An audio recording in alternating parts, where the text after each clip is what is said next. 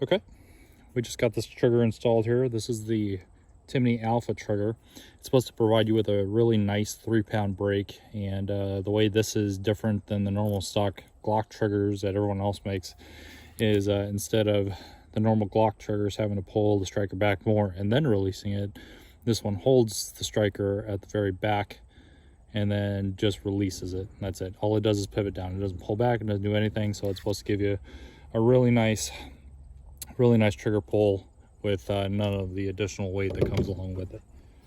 So it does fit the OZ9, and being able to put it in there was really nice. Yeah, zoom out just a smidge. All right, let's get some first shots going.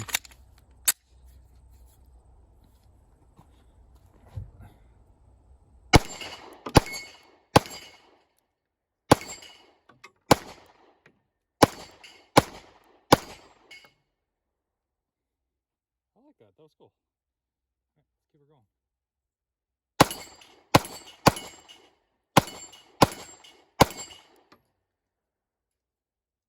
That's cool.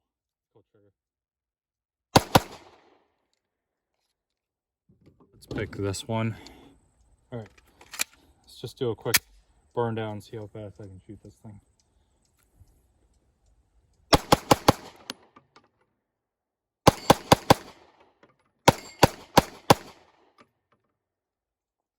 That's pretty cool.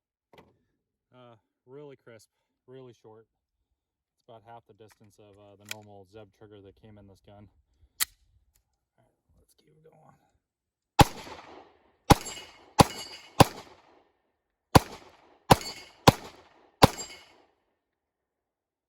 We're gonna try and go fast here.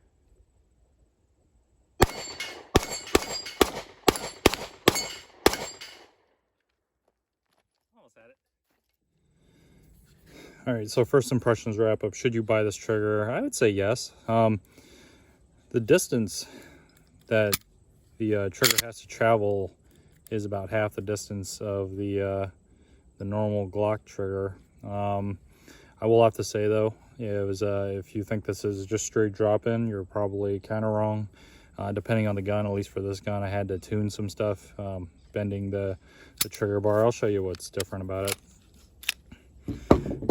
So it comes in this really sexy red housing there, but that bar up top, depending on how you bend it, either down or out, changes the sear engagement and how it drops here. So that's precisely how it works. There is the striker gets caught on the back end there, and you just pull and it drops through and lets the striker go. Your connector might have to get tuned. Mine had to get tuned because it was too far out and it was causing a lot of drag, which puts creep into how the trigger feels.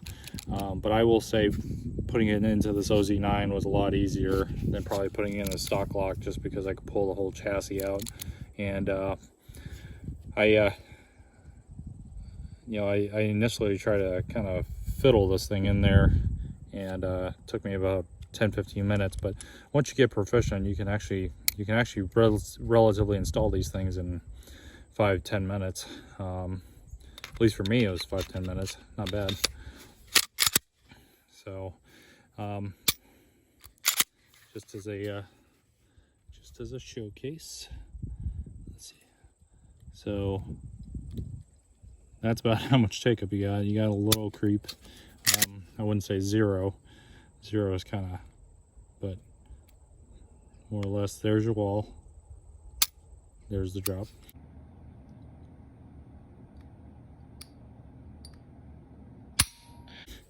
So yeah, really nice. Is it worth 180 bucks? I don't know. I think so. It better be. I spent all that money getting it, but so far it's nice.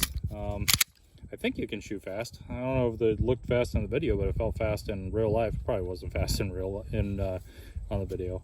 But yeah, no, this is a good trigger. I think the only other thing we got to do with this is I want to get a Radian ramjet afterburner combo on this thing, and then switch the RMR out for an SRO, and I think maybe a magwell. and yeah, should be ready. So yeah, this is nice. I like this, and the aesthetics are nice too. The nice red, you know, contrasts the black and the gray very nicely. So yeah, very nice. All right, let me know if you have any questions. If we want, we can do an assembly video, I guess. I'll pop all this crap out and put it all back in, but yeah, very nice. Timney Alpha. Not too bad.